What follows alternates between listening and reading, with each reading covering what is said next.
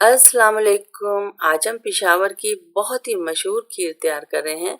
अगर आपने इससे पहले ये खीर ट्राई नहीं की तो अब ज़रूर करें, क्योंकि ये बहुत ही क्रीमी और बहुत ही मज़ेदार खीर है। और जब ठंडी ठंडी खीर आप खाएंगे तो आपको ऐसे लगेगा जैसे आपने खोए मलाई वाली कुल्फ़ी खाई हो। तो चलें इस मज़ेदार से खीर को बनाना शुरू करते हैं। तो सबसे पहले किसी भी बर्तन में पानी शामिल कर दें और जब पानी में बॉयल आए तो फिर हाफ कप सोख किए हुए चावल शामिल कर देंगे। चावलों को हमने नरम बॉयल करना है। अच्छी तरह से जब चावल नरम हो जाए, मैश होने लगे, तो फिर हम इनको छान लेंगे और बोल वगैरह में निकाल लेंगे और ठंडा होने देंगे। फिर इसके बाद हम चावलों की पेस्ट तैयार करेंगे। कढ़ाई लेंगे और उसमें 2 टेबलस्पून पानी शामिल कर देंगे और फिर इसमें हाफ कप चीनी शामिल कर देंगे।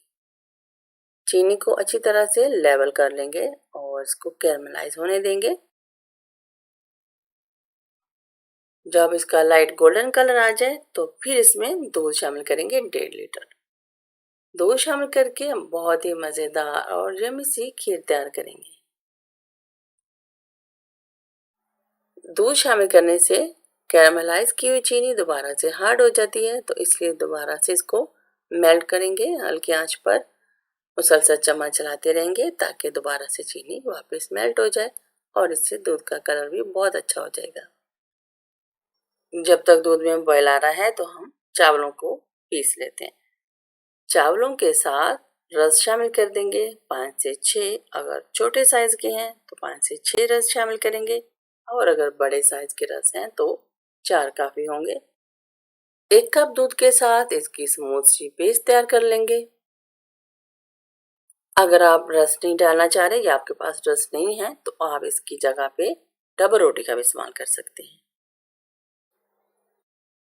अगर चावलों की पेस्ट तैयार करने में थोड़ी मुश्किल हो, चावल आराम से ना पीस रहे हों, तो आप थोड़ा सा दूध और डाल सकते हैं।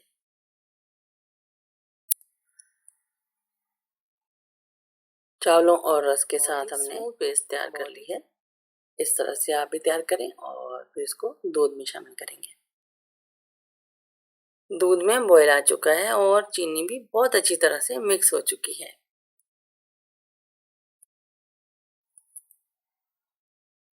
दूध में चम्मच चलाते रहें ताकि चीनी अगर थोड़ी बहुत अगर कहीं रह गई है तो वो अच्छे से मिक्स हो जाए।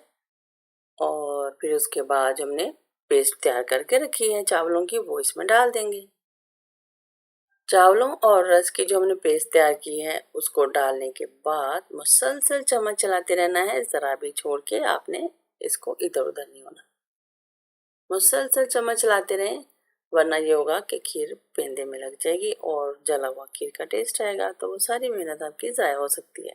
तो इसलिए बहुत एहतियात के साथ चम्मच चलाते रहें। चम्मच चला के जो हमने पेस्ट डाली है इसको अच्छी तरह से मिक्स कर लेंगे और फिर इसके बाद इसको 10 से 15 मिनट तक कुक कर लेंगे। 10-15 मिनट तक हमने खीर को अच्छी तरह से कुक कर लिया है। अब इसकी थोड़ी सी लुक भी चेंज हो गई है और खीर गाढ़ी भी हो गई है। खीर को हम मुसलसल लो फ्लेम पर कुक कर रहे हैं। अब खीर क्योंकि गाढ़ी हो चुकी है तो बार बार पेंदे के साथ लगना शुरू हो जाती है, तो हम मुसलसल चम्मच चलाते रहेंगे और खीर को जलने से बचाएंगे ताकि हमारी बहुत ही मज़ेदार सी खीर तैयार हो जाए। एक बाउल लेंगे, उसमें 2 टेबलस्पून मिल्क पाउडर शामिल करके थोड़े से दूध के साथ मिक्स कर लेंगे ताकि इसकी गुठलियां खत्म हो जाएं और फिर इस मिक्सचर को खीर में डाल देंगे। साथ ही इसमें हाफ कप चीनी शामिल करेंगे। चीनी आप अपने टेस्ट के मुताबिक कम या ज़्यादा कर सकते हैं।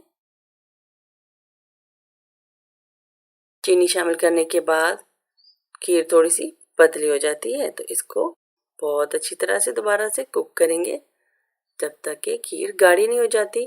तकरीबन 15 से 20 मिनट और लगेंगे खीर तैयार होने में। 1 टीस्पून हम इसमें इलायची का पाउडर शामिल कर देंगे।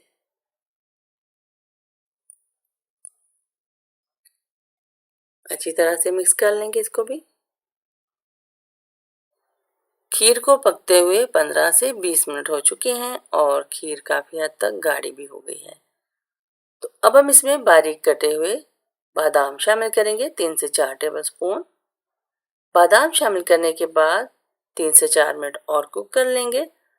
इससे ज़्यादा खीर को हम गाढ़ा नहीं करेंगे क्योंकि जब खीर ठंडी होगी तो वो और भी गाढ़ी हो जाएगी। खीर तैयार हो गई है तो अब हम आंच बंद कर देंगे।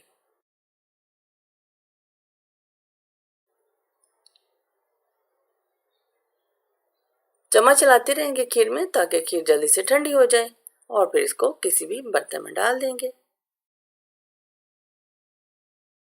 खीर को हमने ठंडा कर लिया है तो अब इसको मिट्टी के इस बर्तन में डाल देंगे और फिर बारीक कटे हुए बादाम और चांदी के वर्क के साथ गार्निश कर लेंगे। फ्रिज में रखेंगे खीर को। जब खीर बहुत अच्छी तरह से ठंडी हो जाएगी तो फिर इसे एंजॉय करेंगे।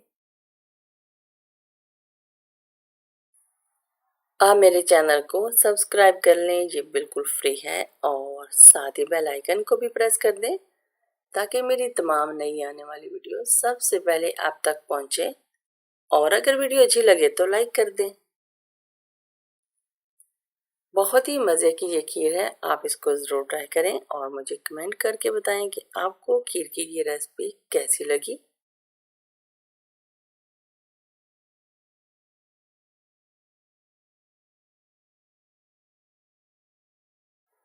खुश रहें, अपना और अपने प्यारों का बहुत सारा ख्याल रखें। अल्लाह हाफिज़।